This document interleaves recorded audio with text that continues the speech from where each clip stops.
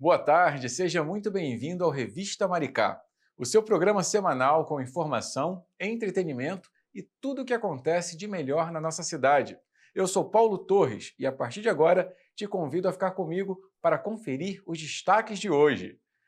E para começar, no nosso quadro Saúde, vamos falar sobre o equilíbrio entre o corpo e mente, com a terapeuta holística Bianca Ferrara. Ela traz dicas valiosas para você cuidar da sua saúde de forma integral. E você sabia que os pets também podem ter diabetes? No Momento Pet de hoje, a médica veterinária Iris Paixão explica tudo sobre essa doença e como cuidar da saúde do seu bichinho. No universo da moda, Ju Andrade chega com dicas imperdíveis para você se vestir bem e arrasar em qualquer estação. No esporte, vamos conhecer um pouco mais da trajetória do atleta de Muay Thai, Jorge Nunes Ferreira. Ele vai contar como sua paixão pelo esporte transformou sua vida e o levou a grandes conquistas. E para fechar com chave de ouro, no quadro Curiosidades, vamos explorar a incrível Pedra do Elefante, um dos cartões postais mais fascinantes de Maricá. Você vai se surpreender com a história e as belezas desse lugar. Tudo isso e muito mais no Revista Maricá. Então fica com a gente, porque o programa está só começando.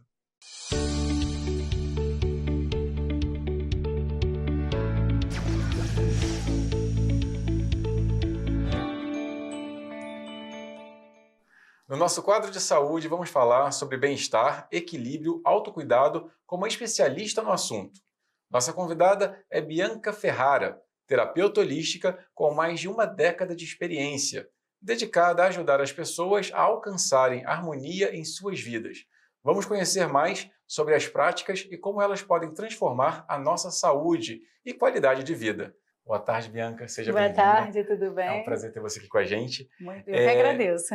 Fala pra gente como é que você definiria então a terapia holística, né? E quais são os seus objetivos? Bom, a terapia holística, ela visa olhar o indivíduo como um todo, né? Uma abordagem que olha para o indivíduo como um todo, espiritual, mental, emocional, físico, né? Em todos os aspectos. E saúde, né? Assim, quando a gente fala de saúde, a gente fala de todos esses aspectos em equilíbrio, certo? Então, qual é a minha verdadeira assim, intenção dentro das terapias holísticas? É trazer esse equilíbrio, né, esse equilíbrio energético em todas essas dimensões, para que então a gente tenha de fato a saúde. De acordo com a OMS, esse é o conceito de saúde, esse total equilíbrio entre todas essas áreas, e não só o fato de não existir uma doença, não só a ausência da doença, mas você estar em equilíbrio mentalmente, emocionalmente e fisicamente, sim, isso é saúde. E dentro das terapias energéticas, né, quais são as mais procuradas e como elas funcionam?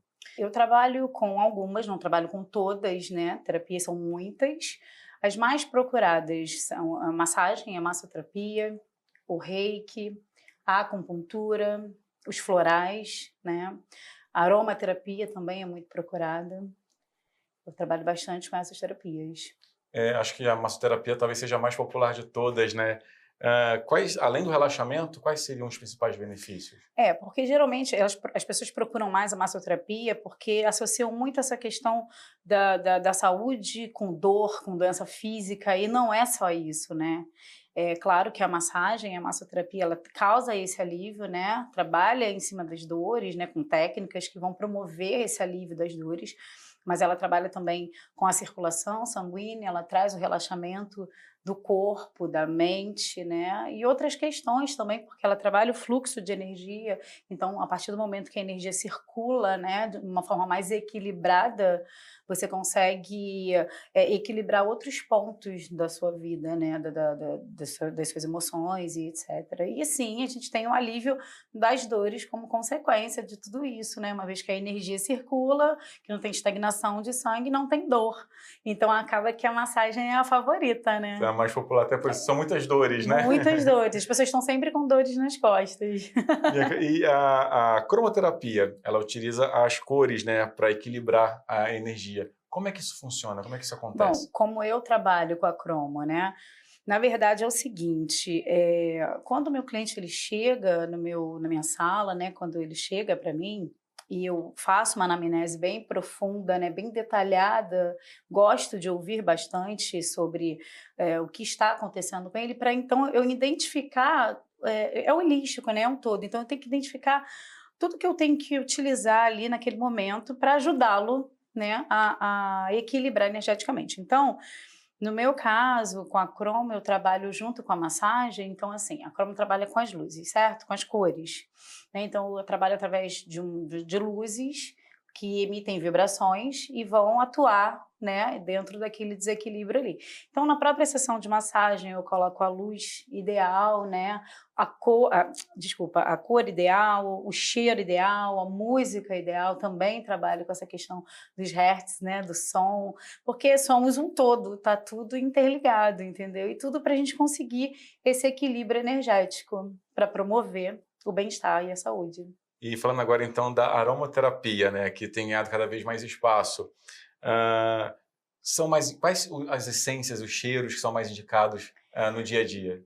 Sim. Bom, o grande, assim, eu acho que hoje em dia, né, o grande desequilíbrio, vamos colocar assim, a ansiedade, né? A maioria das pessoas estão ansiosas demais, né? Por tudo que a gente passou também pós-pandemia, né? Então a gente utiliza muito da lavanda. A lavanda, assim, é meio que Acalma. acalma, faz você. O manjericão também é muito bom. E o alecrim para trazer alegria, né? Vigor, vontade de viver. Em casos de depressão, né? De tristeza profunda.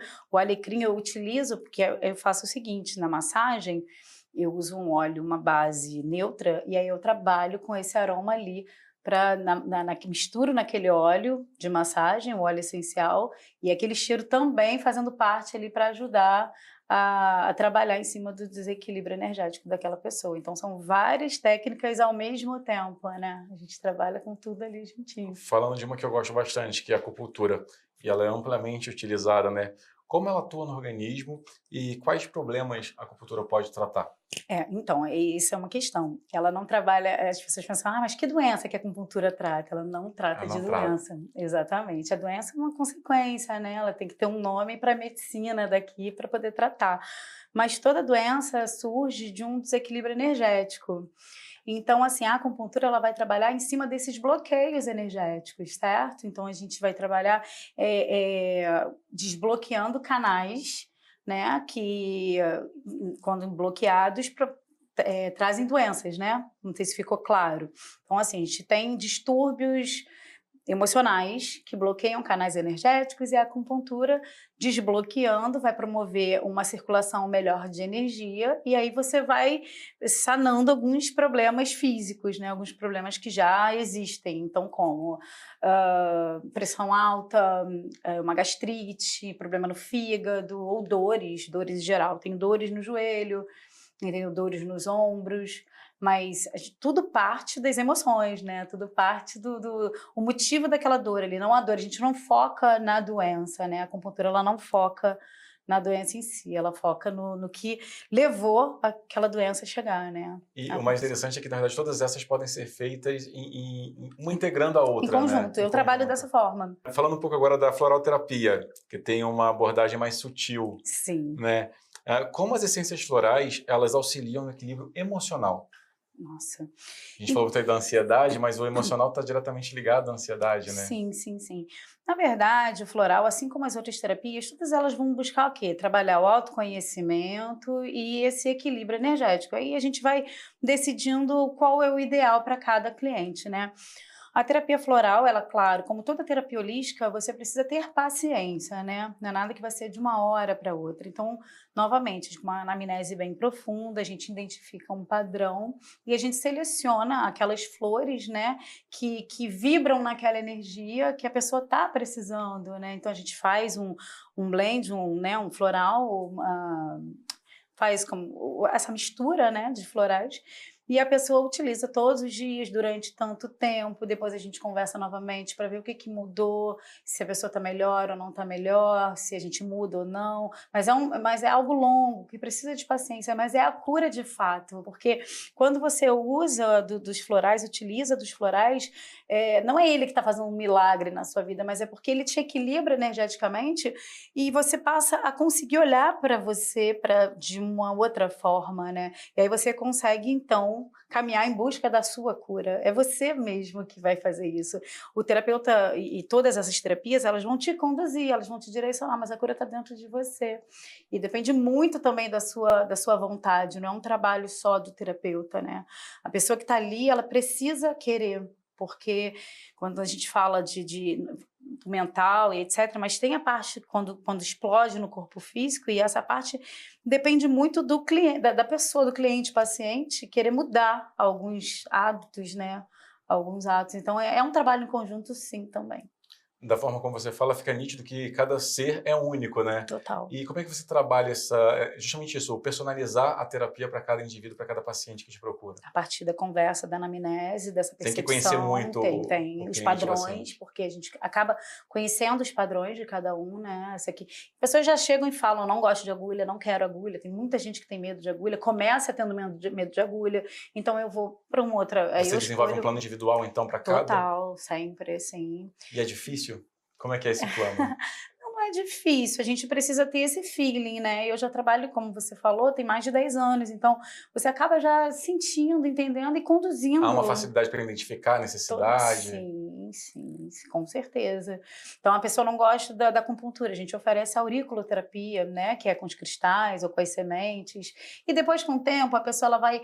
Porque, assim, a pessoa tem medo de agulha, medo é um desequilíbrio energético, certo? Depois que você fazendo as terapias, você vai ficando mais equilibrado, então a tendência é esse medo sair também, né? É esse medo sair, e aí você consegue entrar com a acupuntura, entendeu? Então, é tudo um processo. Eu também tinha medo de acupuntura. Tinha bastante medo de acupuntura. A primeira vez assusta, né? Muito, nossa, mas hoje eu faço em mim, entendeu? Você faz em você, eu faço em mim, eu sei que é bom. Ah, eu recomendo. Né?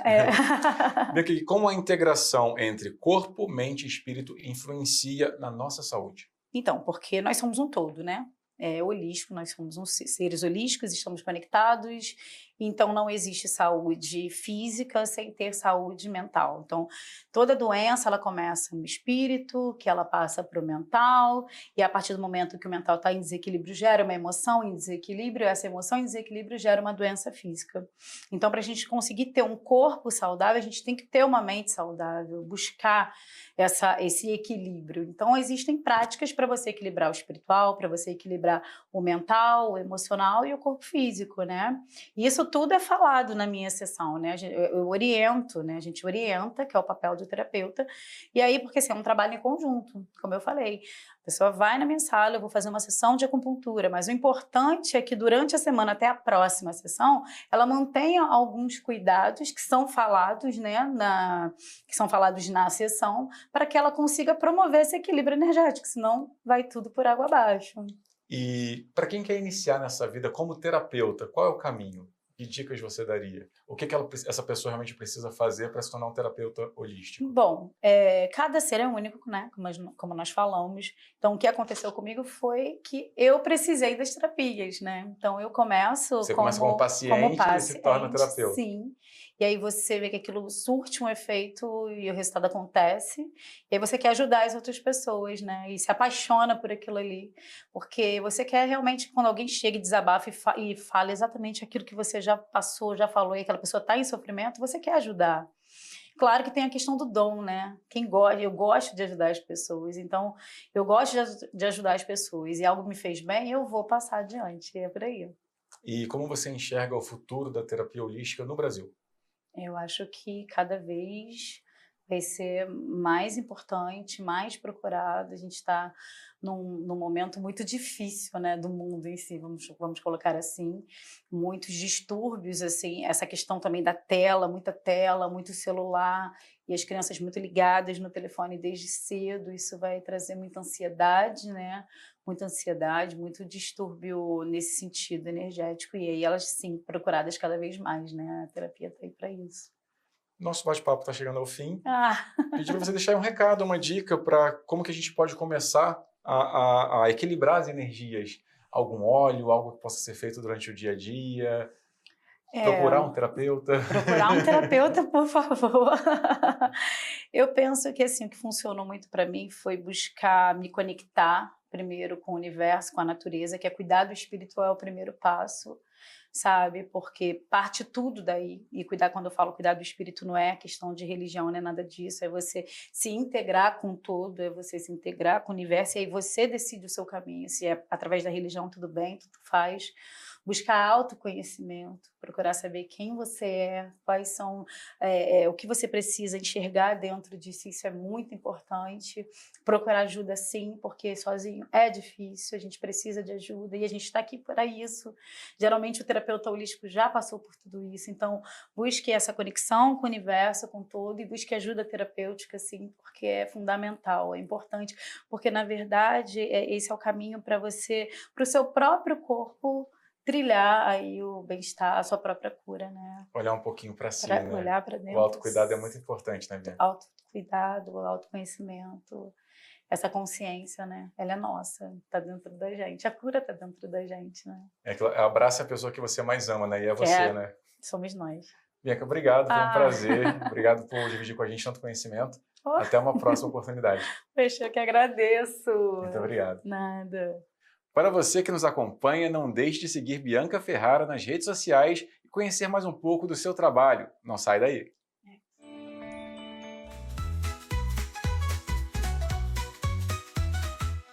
O diabetes é uma doença que também afeta cães e gatos, exigindo atenção especial dos tutores para garantir a qualidade de vida aos pets.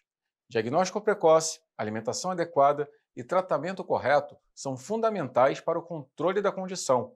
Para esclarecer dúvidas sobre o tema, recebemos agora no Revista Maricá a médica veterinária Iris Paixão, pós-graduada em Medicina Felina. Boa tarde, Iris, seja bem-vinda. Boa tarde. Então, para começar, já fala pra gente, há uma diferença do diabetes de cães e gatos em relação ao diabetes humano? Na verdade, é semelhante, né, a diabetes, inclusive até os fatores que predispõem a diabetes é semelhante aos humanos, porém, tem outras características em relação ao fator mesmo hormonal da questão do sistema de metabolização desses animais. E quais são os primeiros sintomas, Iris? O que os tutores podem observar que é um indício de que o seu cãozinho, o seu gatinho pode estar desenvolvendo ou já desenvolveu o diabetes? Então, o que mais os tutores observam é a perda de peso, tá? O aumento da ingestão de água, o aumento da frequência e volume da urina. Eles também percebem muito isso, tá? E é o que mais percebem, né? E também o fator da hiperglicemia, né? Às vezes tem algumas alterações que já começa mais quando já está muito, com essa hiperglicemia muito aumentada, já está muito com um distúrbio muito grande, que a gente começa a ver, às vezes, animais mais letárgicos, né? Mas com algumas alterações um pouco até neurológica.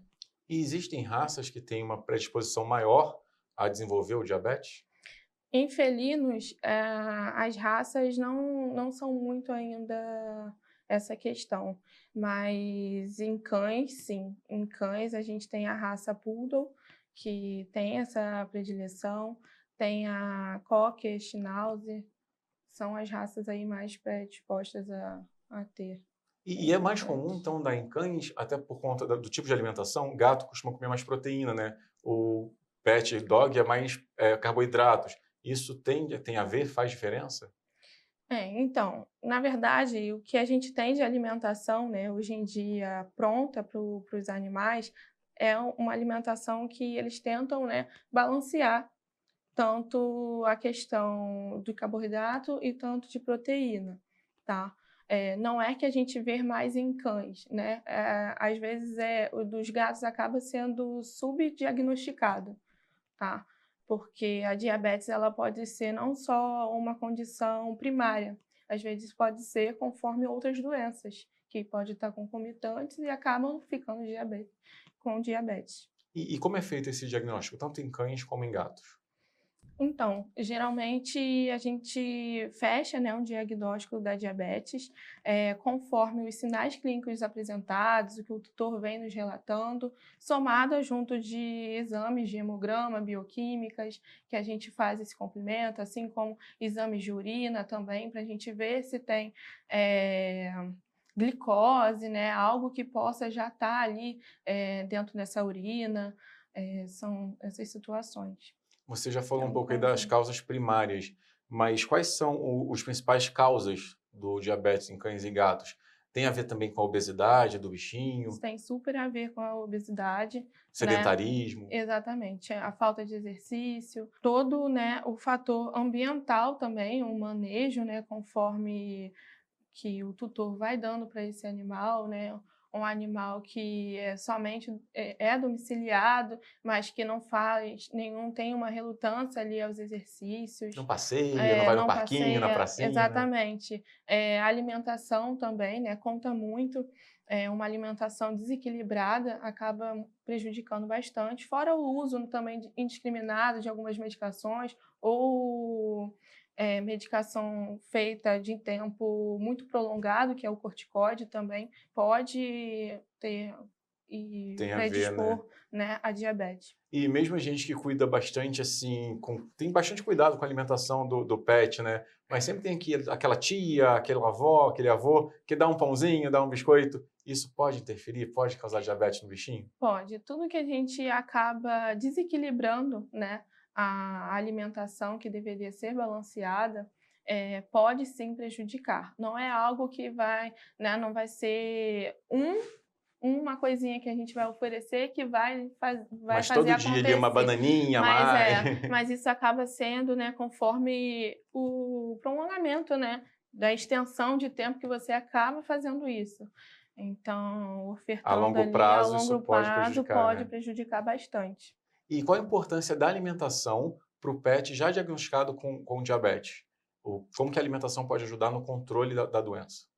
Então, a alimentação, como você perguntou, né, da questão de carboidrato, proteína, é, é muito importante, né, a gente ter essa alimentação balanceada em relação aos carboidratos e à proteína, porque a gente pode aumentar esse índice glicêmico na corrente sanguínea dos animais e, consequentemente, gerar aí uma resistência insulínica desses animais. E como funciona o tratamento? Todos os pets precisam receber insulina? A maioria, o tratamento, né, quando a gente tem distúrbios aí em relação a essa hiperglicemia, que é o aumento da glicose no sangue, a gente precisa ter o controle com a insulina, né? Só que vai depender também de cada caso, né, do paciente, como que a gente vai conseguir estabilizar, né? Às vezes a gente também tem uma diabetes transitória, como eu falei, do uso de corticóide. Sendo transitória, a gente consegue, às vezes, só estabilizar por um tempo aquele animal e depois ele vive super tranquilo e a gente não precisa prolongar o uso dessa insulina. Mas tem animais que realmente ficam insulinos dependentes aí, Quando você fala transitória, é porque ele pode estar em tratamento de uma outra doença por conta de por remédios, conta ele do acaba corticóide. adquirindo diabetes, Sim, mas não é permanente. não é permanente, exatamente. Interessante. E como pode ser prevenido? Tirando, você até citou um pouco, tem a predisposição, o fator Uhum. genético, mas que cuidados no dia a dia os tutores podem tomar para prevenir que o seu bichinho tenha essa condição? Os cuidados, né, da prevenção aí da diabetes é exatamente isso, é uma alimentação balanceada, atividade física, ter cuidado com ganho excessivo de peso, né, porque a obesidade ajuda bastante. Uma questão também muito importante, que a gente pensa que não tem nada a ver, mas é a saúde oral do animal, tá? Algumas infecções, né, periodontites aí, podem causar resistência insulínica, e com isso a gente tem o aumento de glicose, e também a castração, principalmente das cadelas fêmeas, tá? Porque nesse ciclo estral, né, que é o ciclo reprodutivo das fêmeas, alguns hormônios, eles podem acabar ocasionando esses distúrbios e, consequentemente, o animal ter a diabetes. Interessante. E referente às complicações, nos seres humanos pode causar, por exemplo, até cegueira, levar até a morte. E nos pets, quais são as Então, complicações que o diabetes pode causar? também podemos ter cegueiras, né? Como falei, a gente pode ter alterações neurológicas e fora outras doenças, né? Que a gente pode ter Oportunistas, né, que se manifestam a partir do em diabetes. em conjunto com a diabetes, né? Porque é uma doença realmente crônica. Tem um comportamento que é muito curioso, de cãezinhos que em algum momento passam a beber da própria urina. Esse é um sinal de diabetes? Tem a ver? Tem relação com a doença? Então, eu na minha rotina não vejo muito isso, mas já vi relatos que sim podem acontecer.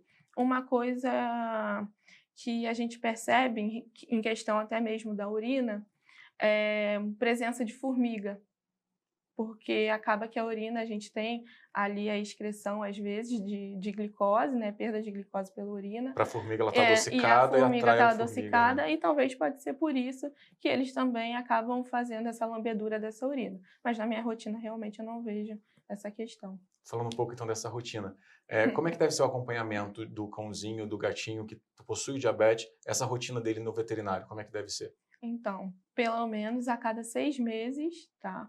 É o ideal para todos os animais, não só que tenham a diabetes, mas que tenha outras doenças crônicas, né?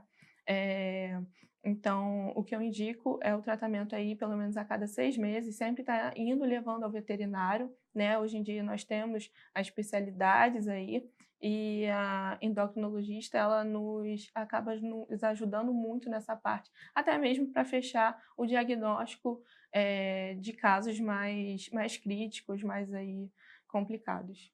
Mudando agora só um pouquinho o nosso assunto. Em nossa pesquisa, a gente soube que você se formou através do programa aqui de Maricá, do Passaporte Universitário. Conta Sim. pra gente como é que foi isso, como é que você se inscreveu, a importância do passaporte universitário na sua formação. Sim, eu sou aluna do Passaporte Universitário de Maricá, me formei na universidade, né, aqui de Vassouras, do campus Maricá. Me inscrevi em 2019, né, fui a primeira turma de medicina Que veterinária a se bacana. E você sempre formar. quis ser veterinária? Era um sonho? Era um sonho de criança, acabou me perdendo um pouco no caminho, quando eu entrei ali na fase de ensino médio, eu até pensei em fazer nutrição, uma coisa nada a ver, mas eu acabei me encontrando com a veterinária de novo, eu falei: "Vou fazer", mesmo sendo integral, eu já tendo filho, era um pouco complicado, né, mas eu acabei ficando ainda mais apaixonada. Muito bom. Bacana, parabéns. Bom, Obrigada. para finalizar, vou pedir agora para você olhar para aquela câmera e mandar um recado para os tutores que, de repente, descobriram há pouco tempo que o seu gato, o seu cachorrinho, foi diagnosticado com diabetes. Que mensagem você deixou para eles? Então, minha mensagem é sempre, né, tá tomando cuidado, se observar esses pets, né. A gente precisa estar sempre atenta aos sinais, como alguns do que a gente falou, como a perda de peso excessiva, essa fome, né, muito excessiva também, a frequência de estar toda hora ali urinando, o volume dessa urina, tudo isso são percepções que a gente tem que ter, cuidados, né? Levar ao veterinário, querer buscar informações com o veterinário que vocês tenham de confiança, né? E tá trazendo o melhor aí, melhor, fechando o diagnóstico, o melhor tratamento, né, para esses animais. E, na dúvida, sempre procurar um veterinário, né, Iris? Exatamente. Obrigado por sua participação. Até uma próxima Obrigada. oportunidade. Boa tarde. As roupas para os dias de calor voltaram a ser as favoritas do nosso guarda-roupa. O verão ainda não acabou e as altas temperaturas parecem que não vão dar trégua. Pensando no seu bem-estar, o Dicas de Moda de hoje traz as melhores formas de se vestir de acordo com os dias ensolarados. Boa tarde, Ju, seja bem-vinda. Boa tarde, Paulo. É um prazer estar aqui de novo. O prazer é sempre nosso. Então, já para começar, por que no verão o melhor é usar roupas claras, Ju? O que acontece? A roupa clara, ela reflete a luz do sol. Então, os raios vêm, eles batem na roupa e voltam. As roupas mais escuras, elas absorvem essa luz que está vindo. Então, se você sai de casa com uma roupa mais escura, mesmo que cedo, não está sentindo calor, mas ao longo do dia, a tendência vai ser você estar cada vez mais quente. Então, não vou usar mais roupa escura. Pode usar. O ideal é que se você vai ficar muito tempo na rua, vai transitar muito, exposto ao sol, você vai sentir cada vez mais calor. E as roupas mais claras, não, elas vão refletir. Você vai sentir calor? Vai, mas vai ser menos. Então, usar um branco, um off, tons mais claros, assim, dentro das variações de cores. Azul, verde, funciona, mas sempre pensando nas cores mais claras. E aí, se você sente mais calor na parte de cima do corpo, tenta usar essas cores mais nessa parte. Se você sente calor mais na parte de baixo, tenta usar nas calças, bermudas, shorts, porque aí você também consegue equilibrar. Eu gosto muito de usar um preto. Uso preto... Mas o preto realmente ele esquenta mais, Ju? Ele esquenta. Ele, na verdade, todo o tecido preto, ele vai reter mais o calor aonde você estiver. Se você estiver exposto ao sol, você vai se sentir bem mais quente do que, de fato, pode estar naquele momento. E quais são os melhores tecidos para os dias de calor, Ju? Os tecidos mais fluidos possíveis. Então, assim, se você está comprando uma roupa, uma é mais pesada do que a outra, dê preferência àquela roupa mais leve. Porque, com certeza, naquele dia de calor, aquela roupa vai te deixar mais confortável. Então, assim, hoje eu vim com um vestido que ele é fluido, tá vendo? Ele tem movimento, ele balança. Então, para as meninas, né, para as mulheres principalmente, que aí a gente quer colocar muitas outras coisas, às vezes é um casaco, é um blazer, é uma bolsa. Então, tecidos mais fluidos é mais fácil. Para vocês, homens, acaba sendo um pouco mais difícil, porque a gente não tem muita variedade do que apresentar. Mas para as mulheres, tecidos fluidos são os melhores para serem utilizados nesse período. Para a gente até pensa que esquenta, mas na verdade até um tecido bom é o linho, né? Não é um tecido que retém o calor. O linho é um dos melhores tecidos para vocês utilizarem nesse período que está aí um calorão, a gente torcendo para uma chuvinha.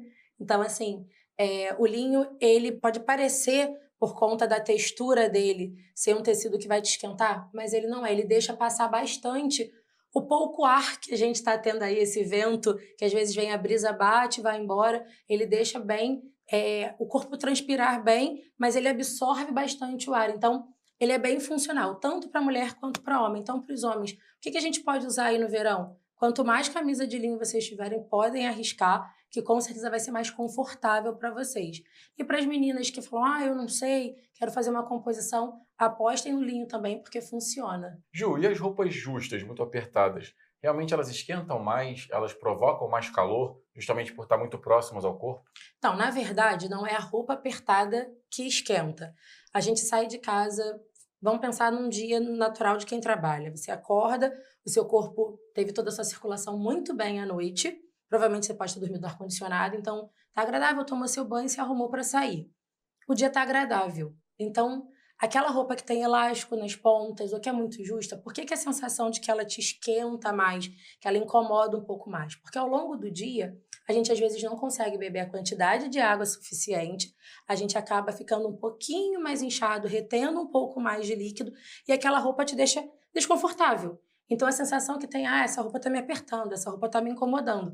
Não é a roupa que está apertada, a gente precisa entender que às vezes a roupa que estava confortável quando a gente saiu, até o fim do dia, se você vai ficar ali 8 horas, 10 horas na rua, ela pode se tornar desconfortável. Então, por que eu estou batendo na tecla de escolher roupas que são mais fluidas, mais largas? Porque mesmo que você tenha essa transição no corpo de inchar e desinchar, você não sente isso. Então, assim, as roupas que são um pouco mais justas, elas devem ficar um pouquinho dentro do armário nesse primeiro momento, para poder conseguir se sentir mais confortável ao longo do dia. Ju, como é que eu vou para academia? Pode continuar usando a roupa de academia, não tem problema. Mas, assim, para você passar o dia, a probabilidade de uma roupa que é mais justa te incomodar pode acontecer mesmo. Não tem por que passar o dia todo com uma roupa de academia, né? Não, gente, pelo amor de Deus. Mas, assim, a calça legging, essas calças que são mais grudadinhas, né? Às vezes tem umas bermudas que são mais apertadas, o ideal é deixá-las no armário e deixar para daqui um pouco. Física é ideal, né? Mas não necessariamente para usar não tá valendo a pena. Outras ações do dia. E assim, de forma prática, você falou muito de tecidos fluidos, roupas fluidas, mas qual é a melhor roupa para se usar no verão?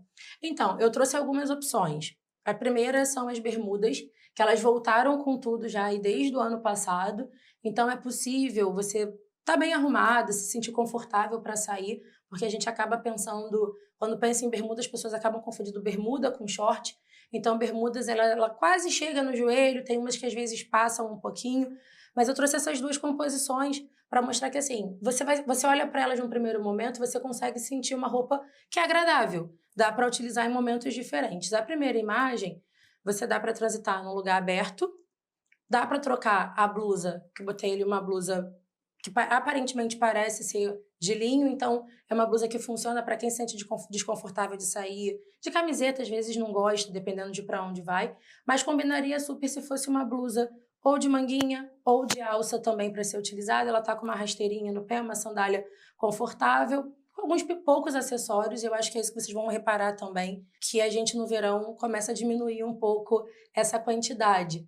Na segunda, eu trouxe realmente uma opção com um blazer para mostrar que o efeito cebola funciona. Dá para você sair de manhã com um blazer por cima, talvez, se o seu trabalho permite, e de bermuda também, porque a gente tem que pensar para onde está indo, né? Eu não vou entrar num trabalho onde só pode ir de calça de bermuda. Eu vou chegar lá na frente da portaria e não vou entrar. Mas o blazer funciona porque no ambiente de escritório tem um ar-condicionado, mas saiu dele, Exatamente. foi almoçar, Você pode tira. ser um blazer. Então, você pode pensar em consumir a sua roupa, né, o que você tem no guarda-roupa, também para o trabalho, mas que depois, ao longo do dia, você pode parar num barzinho, pode bater um papo na beira da praia, que também está funcionando.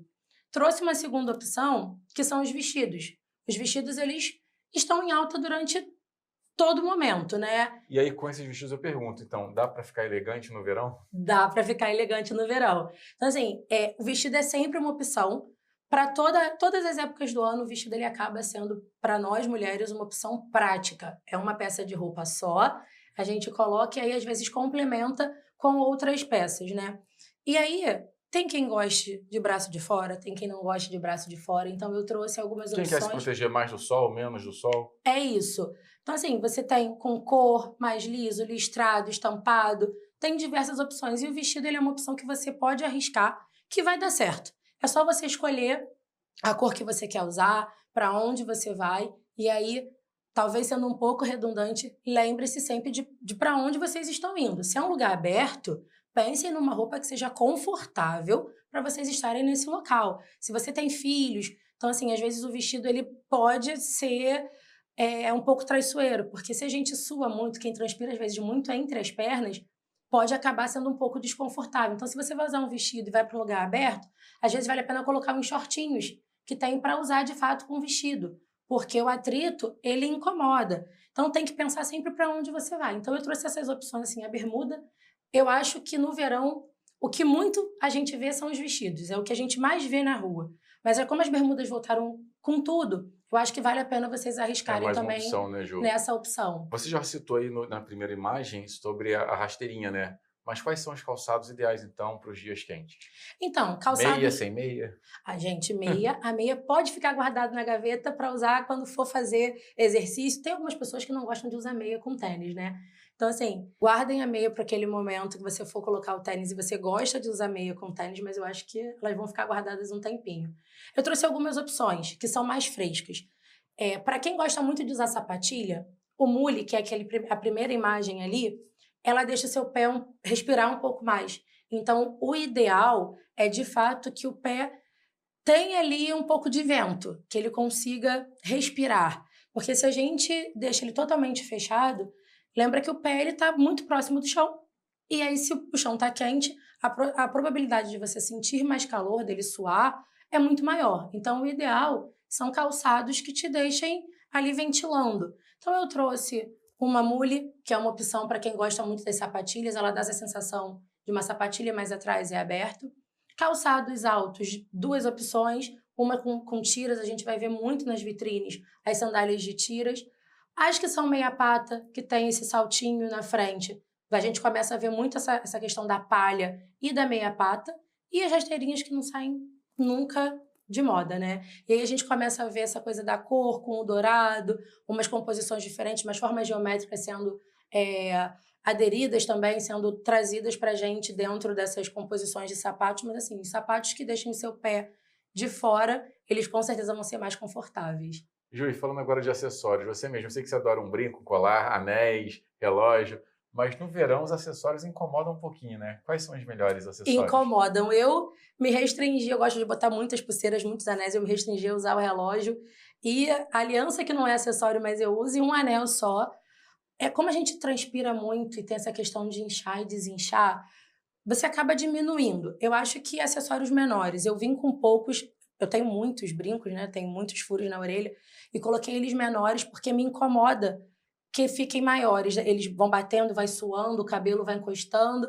Então, para você de casa, eu aconselho o menos é mais. Mas se você gosta de usar muitos e não te incomoda, você pode manter. Mas no verão a gente Até porque vê... tem gente que sua menos, sua mais, né? Faz de cada um. Exatamente. Se você trabalha num lugar no ar-condicionado o dia inteiro, Você não vai nem sentir. você consegue manter essa mesma condição.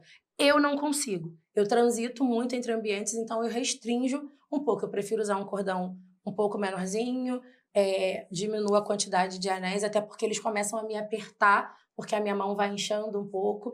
Então, assim, às vezes até o relógio não tem sido nenhuma opção. Eu tenho preferido não usar, mas no verão você vê que as pessoas diminuem mesmo no tamanho e na quantidade, porque você vai se sentindo desconfortável, sua bastante. Então, os acessórios, eles são sempre muito queridos. Acho que vocês podem arriscar numa bolsa com cor, num cinto com cor. Funciona muito melhor do que, talvez, os acessórios que fiquem mais grudados na nossa pele. Ju, a gente está chegando ao final, né? A gente falou muito aí de roupas que podem ser utilizadas no ambiente corporativo. Então, vamos falar para quem está procurando emprego. Qual é a melhor roupa para você ir numa entrevista de emprego? Para você estar de acordo com quem está procurando não correr o risco de ser trabalho. desclassificado exatamente pela roupa. Por conta da roupa, tá calor, ninguém vai ir de terno, gravata, não, claro que não. de taillé, mas uma roupa elegante que é apropriada para ir numa entrevista de emprego. Então, eu trouxe algumas opções que eu usaria para trabalhar, usaria para passear, mas eu acho que super condiz com ambientes de trabalho. As calças são sempre muito funcionais, e aí você pode fazer uma composição de calça com camiseta. Ju, mas a camiseta não é feia para eu chegar para uma entrevista?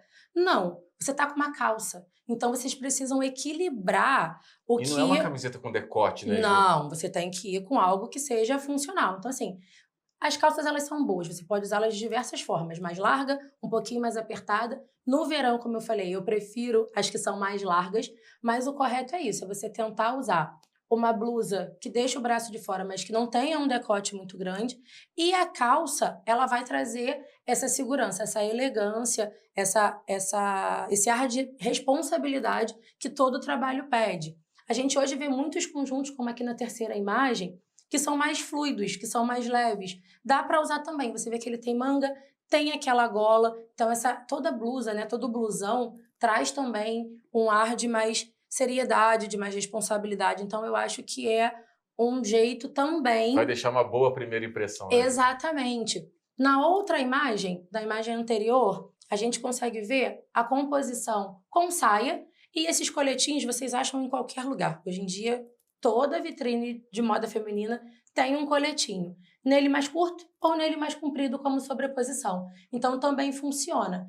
E eu acho que o que também pode funcionar, dependendo do que você gosta, é o sapato que você vai usar. Você pode ir até com um tênis, que não tem problema nenhum. Você vê que a modelo do meio, ela tá com um tênis branco. Como a roupa dela é toda clara, não faz diferença qual é o sapato que tá no pé dela. Então, é saber equilibrar. Ju, eu posso ir com uma rasteirinha? Posso ir com uma rasteirinha. Eu não posso botar uma rasteirinha que você olha para ela e fala assim, caramba, tá aí a rasteirinha que tá batida e usando todo dia. Não, você pode ir com uma sandália, com uma tirinha, com uma pedrinha que vai funcionar. Ou, como na nossa terceira modelo, a gente tem um sapato, um escarpão, com um aplique dourado. Então, assim, tem que saber também para que vaga é. Para que você tá... Para qual você se candidatou, né? E aí, dando aquela dica, pesquisa sobre a vaga, sobre a empresa, para você escolher. Mas, assim, vocês não precisam passar calor, e naquela coisa da época da minha avó, que você tinha que ir de blazer, tem que ir num salto fino, 15. Gente, não precisa disso. Você não vai ser desclassificado se você estiver dentro de algo que é condizente com a vaga que você está indo lá se candidatar. Então, assim, não percam a oportunidade de emprego por causa da roupa. E nem por causa do verão. Nem por causa do verão. Então, assim, o ideal também, outra dica é, no transporte que você vai, é tentar usar o ar-condicionado. Se você pode pagar, investir num transporte que tenha ar, a gente aqui tem os nossos vermelhinhos que tem ar-condicionado, então aproveitem, porque aí nesse período, né, nesse tempo de até você chegar no local, você consegue se recompor também. E antes de entrar na empresa, vai no banheiro, dá uma secadinha no rosto, reaplica a maquiagem, ou deixa para dar um upgrade na maquiagem quando chegar, que vai funcionar. E para os meninos, A mesma coisa, calça, uma blusa de linho, pode estar dobradinha aqui, pode ser só de manga, não precisa ser até aqui embaixo, assim, 3/4, pode dobrar, que é funcional. O ideal é estar bem apresentada, assim, se olhou no espelho e falou, não, eu acho que eu me contrataria, é funcional, é como você tem que sair de casa. É isso aí, né? Recado dado. Ju, mais uma vez obrigado e até domingo que vem. Obrigada a você, é sempre um prazer estar por aqui. Até o próximo domingo. Até. A roupa é uma grande aliada na hora de aliviar o calor, mas há outras medidas muito úteis e até mesmo necessárias para se proteger nesse clima tão quente. Hidrate-se, faça refeições leves, proteja-se do sol, cuide de você, da sua família e do seu pet. Em nosso quadro de esportes de hoje, vamos conhecer a trajetória do atleta de Muay Thai Jorge Nunes Ferreira. Ele é baiano, mas foi aqui que conheceu a arte marcial que o levou ao país do Muay Thai, a Tailândia. Boa tarde, Jorge. Boa Seja tarde. bem-vindo. Obrigado. Já começa falando pra gente como é que o Muay Thai entrou na sua vida. O Muay Thai entrou na minha vida, assim, desde sempre eu gostei do esporte, de lutar, só que eu nunca tive oportunidade. Aí quando eu vim para o Rio de Janeiro, eu tive a oportunidade de fazer a minha primeira aula experimental. Aí eu gostei, me apeguei, tô nessa até hoje. E você está com quantos anos agora? Tô com 20 anos. E começou com quantos anos? Comecei com 17. E desde esse início até a trajetória de começar a competir, levou quanto tempo, Jorge? Eu comecei a competir com 2 meses depois que eu fiz a minha primeira aula experimental. E como é que foi isso? Então, começou... Eu tava tranquilo, mas quando chegou no evento, viu tanto de gente que tava lá, começou a bater o nervoso. Aí eu falei, vixe, vai ser agora.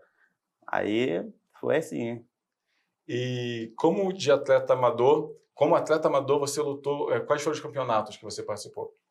Eu participei da Liga de Muay Thai, participei do Biothai, participei do Austin e vários outros eventos. E antes de você ir para a Tailândia, você conquistou o vice-campeonato brasileiro. Isso. Conta pra gente como é que foi, o que você sentiu, qual foi o sentimento de ser vice-campeão? Eu estava na expectativa de ser o campeão, pegar o primeiro lugar do pódio. Só que, contando com a experiência do meu adversário, ele não deu, né? Eu lutei, fiz a primeira luta contra um Marcos, do Rio Grande do Sul mesmo. Ele era amador também ou já era profissional? Não, no caso, ele era profissional. Só que aí, meu professor sempre bota a gente para encarar desafio. Você ainda é amador, então lutou contra um profissional e ficou com o vice-campeonato. Ah, só maneiro. Só que no caso, era semi-pro, a gente chama. Que é sem caneleira, mas tem a cotoveleira. Então, eu fiz essa luta contra ele, ganhei. Aí no outro dia passei para a próxima fase, para lutar contra o Felipe, que infelizmente não saí com a vitória. A luta foi parelha, mas ele ganhou na decisão. Mas também profissional, esse Felipe. Isso, ele é profissional também. Desafio grande, hein? É. E como é que foi que você recebeu o convite para ir para a Tailândia? Então, esse brasileiro foi a disputa. O campeão ia para a Tailândia disputar o Mundial. Só que aí, por conta que eu cheguei no segundo, eu recebi o convite de ir disputar o campeonato mundial da WBC, lá na Tailândia. E como é que foi a experiência de ir para lá sozinho? Deu um frio na barriga? Como é que você lidou com o idioma, cultura diferente? Como é que foi essa jornada? Assim, foi difícil. Bateu nervoso, nunca tinha entrado em um avião antes, nem para viajar aqui no Brasil, imagina lá para fora.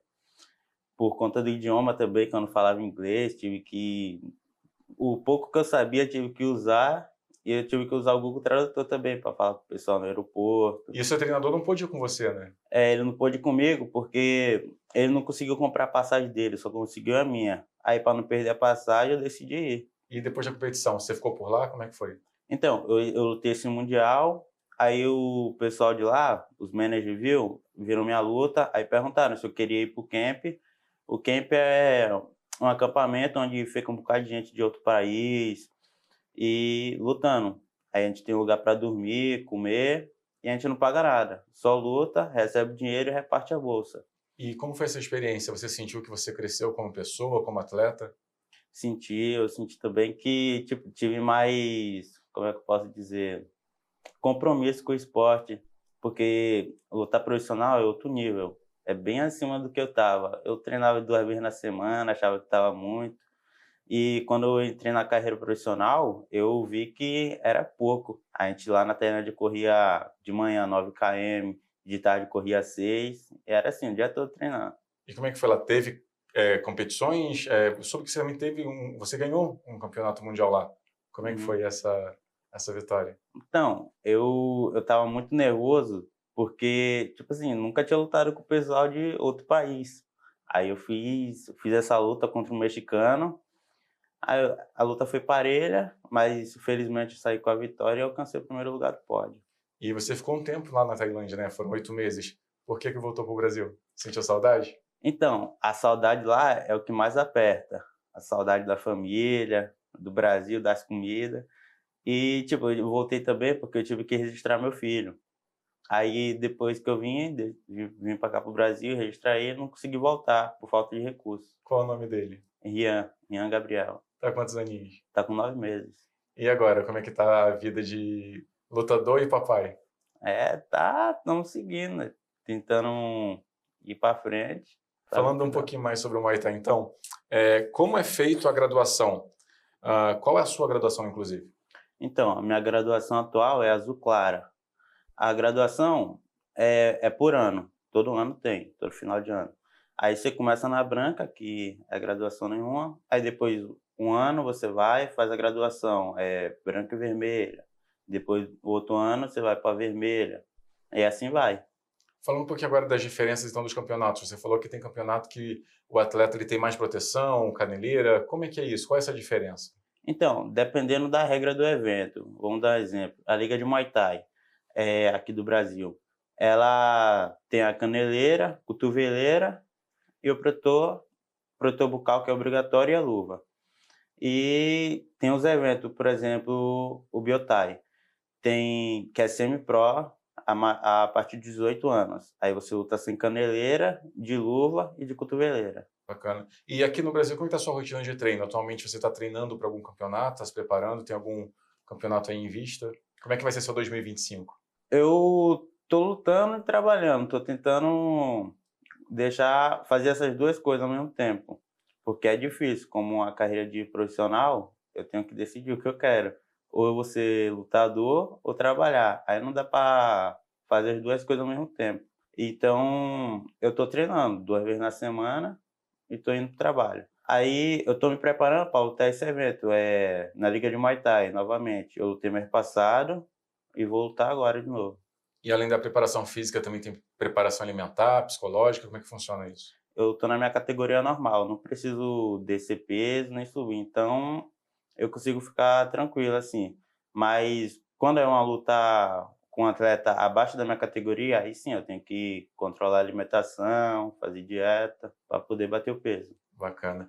Tô vendo que você tem uma tatuagem aí de um lutador também, né? Fez lá na Tailândia ou aqui no Brasil mesmo? Não, essa daqui, esse lutador, eu fiz aqui no Brasil.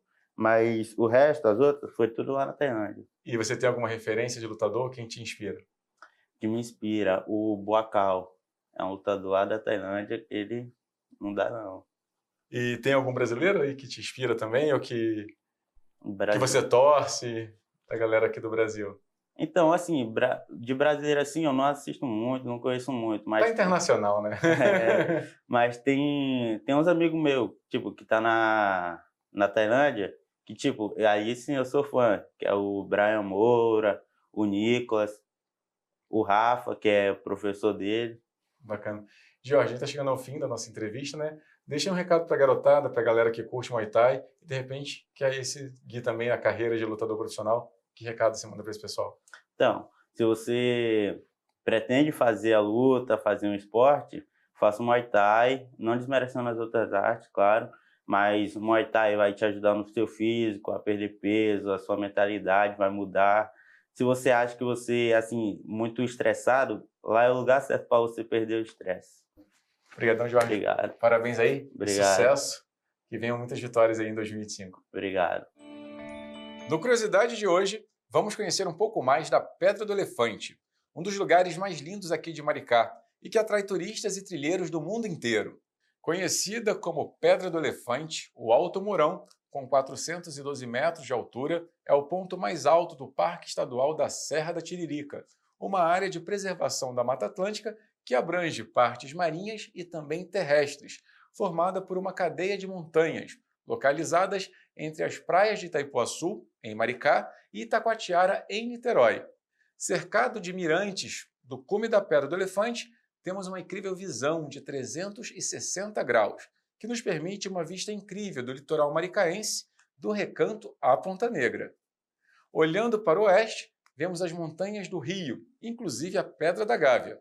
Vemos ainda o Costão de Itacoatiara, o Morro das Andorinhas e toda a região oceânica de Niterói, com suas lagoas e praias. Navegantes do século XVI confundiu a Pedra do Elefante com o Pão de Açúcar. O Alto Mourão, Pão de Martim Mourão, em Carta Náutica de 1586, aparece em mapas como falso Pão de Açúcar.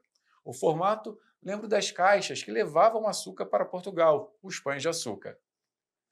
Por volta de 1800, a Carta Topográfica da Capitania do Rio de Janeiro, de Manuel Vieira Leão, apresentou o morro como Alto Mourão. Para os trilheiros, a Pedra do Elefante é uma atração à parte. A trilha é tranquila de ser feita até a pedra, onde para subir você deve ir com um grupo mais experiente, que pode fazer uso de corda em 2 pontos mais difíceis, mas não impossíveis de serem feitos. O visual é incrível. A trilha é bem marcada, não tem como se perder. No início tem bastante subida e dá para sentir bastante. Leva 50 minutos indo devagar e seu fim é o pé da pedra, que você tem que ir subindo por mais ou menos 30 minutos até chegar no topo. A subida pela pedra não é muito fácil. Quem tem restrições de movimento, locomoção ou tem medo de altura, não sobe. Muita gente fica esperando ali, enquanto os mais habilidosos vão até o topo. A vista é sensacional e muita gente vai para curtir o pôr do sol. Tem quem acampa por lá, mas não tem muito espaço para isso não. E você, já subiu a Pedra do Elefante? Quem já subiu diz que vale a pena reservar pelo menos 1 hora para ficar lá de cima contemplando. Se você ficou animado, já se programe, separe um bom tênis, roupas leves, bastante água, filtro solar e quando for, me chama. Estamos chegando ao fim de mais um Revista Maricá. Espero que, como eu, você também tenha gostado do programa de hoje. Domingo que vem, sua revista eletrônica está de volta, com muita informação, cultura, entretenimento e convidados.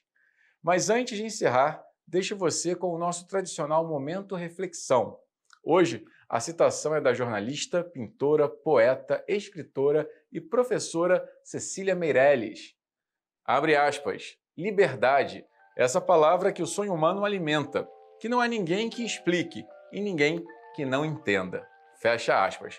Um ótimo domingo e até semana que vem.